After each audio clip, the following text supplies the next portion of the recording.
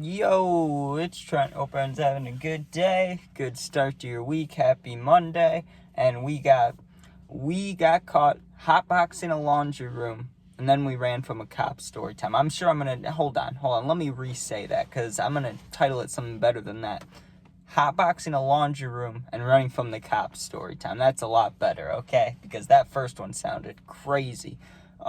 Anyways, if you hear any background noise, my next door neighbor is getting their roof redone. So I got to wake up to that at 8 a.m. And now I get to listen to it while I do my video. How nice, right? Anyways, let's get started. So this is back when I've told those stories about how I hung out with a couple different groups, right? I had like my school friend group who that was the main friend group, right? Then I had this friend group when I was kicked out and doing hard drugs. I had that friend group. They were kind of sketchy, but not too bad. And then I had this friend group, this today's story time, right? Which was really just me trying to be like I was acting extra hard when I didn't need to, right? And I was hanging out with a lot of dudes that like to rob people and do stuff like that, right? So, but on this day, we weren't doing any of that. We were just hanging out. We had nothing to do. And it was winter time. I remember it was cold as hell. And we couldn't hang out at anybody's apartment. We couldn't hang out in anybody's car, right? So we all met up. And at the time, I'm like 16, 17. I was young, but not too young. You know what I mean? Like, I was in high school for sure.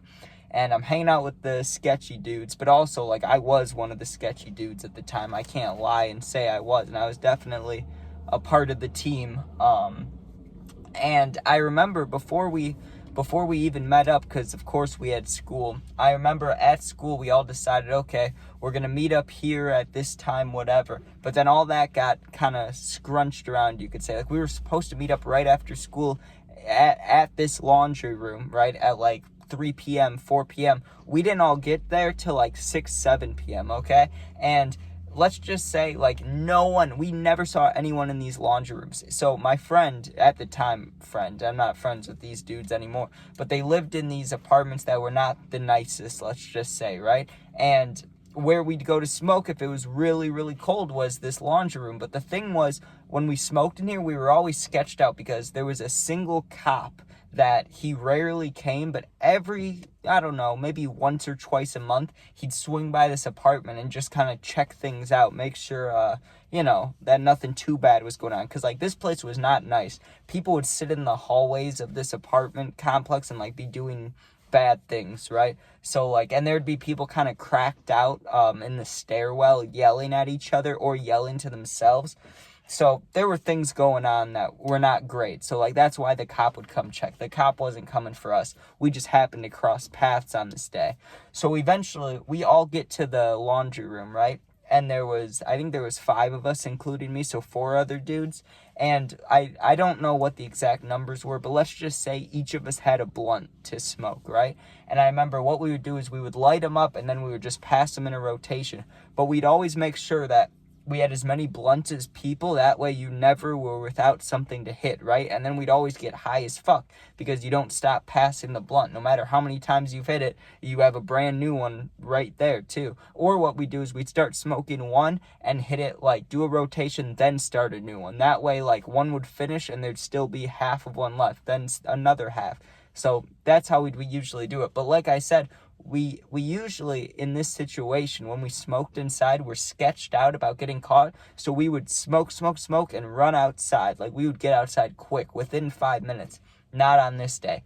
It was cold as hell outside, dude. It was like, I'm not lying, with the wind chill, it was probably felt like 0 degrees or colder, like -5 or something. It was freezing. I don't even know why we had school that day. But anyways, we're standing in the laundry room and we decide, okay, we're going to start smoking, and this time we're not leaving. Like, we never see anyone come in here to do their laundry. So either one, they have laundry stuff in their apartments, or they do it when, I don't know, they do it in the morning or something. But it's nighttime. We made sure no one was coming to the laundry room, and we shut the door, put a little door wedge in front of it, and just started smoking, right? So we're smoking, and think about it. We have 5 of us, 5 blunts. So let's say, even if it was 5 minutes a blunt. That's still 25, 30 minutes, but it took longer than that. We were probably in there for 30, 40 minutes, and I can give those details if you want, but there's not many to give. It was just exactly what you think would happen or did happen. It went from completely clear in there. It smelled a little weird because the apartment wasn't nice. The complex wasn't nice, but you know what I mean? It wasn't like too bad in there. It was clear. The air was clear. 40 minutes later, completely hotbox, like completely, no lie. Like we could see each other, you could see in front of you a little bit, but if I was standing, if I was in the back corner doing my laundry, you couldn't see the door. It was beautiful. Or like if you were on one side, you couldn't see the windows. It was absolutely amazing. And like I said, we could have opened the windows. Like we could have made it, like to be less popped, so we had less of a chance of getting caught, but we didn't care. We wanted to hotbox it, and we were cold, so we were like, you know what, we're not gonna make it freezing in here. We're just gonna smoke in here and stop being bitches, basically. So we just keep smoking, and when we finish, of course, there's always that one dude that's like, first one to leave the hotbox is a bitch or whatever. So now we're all just sitting there on our phones, sitting on top of random washing machines and dryers, just sitting there inhaling this, I don't know, secondhand weed smoke, whatever you want to call it, all this smoke in the air, right? We're just sitting there huffing that in, and it felt, even though it was cold when we first got in there, we warmed that bitch up. Like it wasn't hot, but it felt like the very first level of a sauna. I've never been in a sauna, but I'd imagine the very easiest level is what it felt like in that laundry room. So we're smoking, we're not paying attention to shit, and I remember the exact moment the cop busted in on us, right? Came in. I had my phone charger. I was just plugging my phone in behind one of the dryers, right? Like I had just moved one of the dryers, unplugged something so I could plug my phone in. And as I'm plugging it in, as my phone gets the little green, like electrical bolts in the top right corner, right as I plugged my phone in, I hear the door like start wiggling, and obviously we have the door jamb there, so it's wiggling for a second, and you can't see the door because we've hotboxed it so much. It's just white smoke in the way, and finally you hear, like, I don't know if it was keys or something else, but there was like a jangling noise, and then boom, the door wedge comes sliding out in front of us. This dude walks in and he just goes, "What is going on in here?" And we all panicked, right? So think about this. There's 5 of us. We're all standing in kind of the similar section of the room.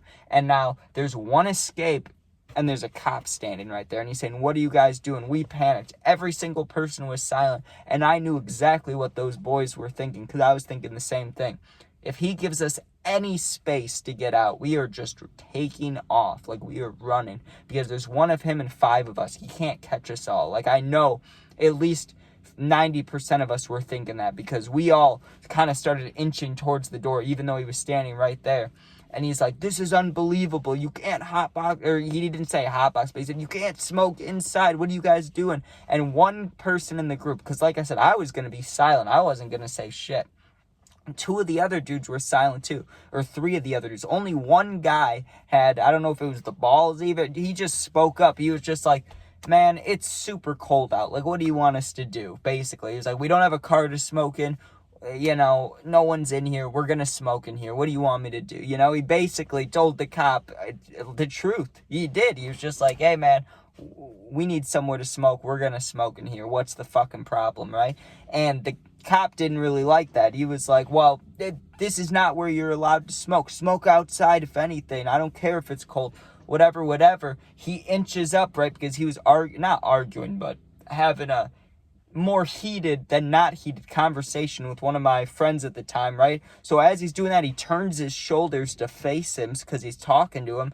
That gives us an opening on the door. I see my one friend in front of me just take off through there, and the cop like kind of turned somewhat to stop him, but he wasn't going to grab him, but he turned to try to block the door. When he did that, the right side was open, so I was like, "Fuck it, I guess it's my turn." And I run, right? I duck down because he put his arm against the door like to wedge us in, and I just ducked underneath, and I felt his arm like wrap over my head or hit my head or something. I don't know if he was trying to grab me or just block me, but I got past, and I just took off, and I didn't even think about my friends back in the laundry room. I didn't care anymore. I run out the front door where we came in, the only entrance to this place, and I see my one friend, and he's taking off down the street like 20 yards ahead of me. So I catch up to him, or I didn't really catch up. I ran behind him by like 10 feet and just kept yelling, yo, yo, yo, yo, yo, until he finally stopped. And then I said, well, what do we do about, the other boys? We just left them there. And he looked me right in the eyes and he said, they'll get away. They'll get away. So I was just standing there, and we stood underneath this bridge for like 5 minutes. And then we walked to 7-Eleven, and we sat in 7-Eleven. And as we're standing there, I'm looking at, I wasn't going to buy them, but I was looking at the taquitos, on the roller. I was just looking at them because I was freezing because we had to run outside. And I was like, man, I would kill one of those, whatever. As I'm talking about that, my friend who I'm with, remember how I said we're always stealing shit, or this group did? He was stealing alcohol, dude, and we had just come in there from running away from a cop for hotboxing the laundry room, and he's already stealing alcohol. Well, long story short, there we go. Long story short, we met up with the other friend in 7-Eleven. We had to wait for like 20 minutes, but eventually they got away too. The one friend who was talking to him said that he eventually, he wasn't going to let them two leave the room, but he asked to talk to him outside because he's like, or else it's going to keep smelling in here.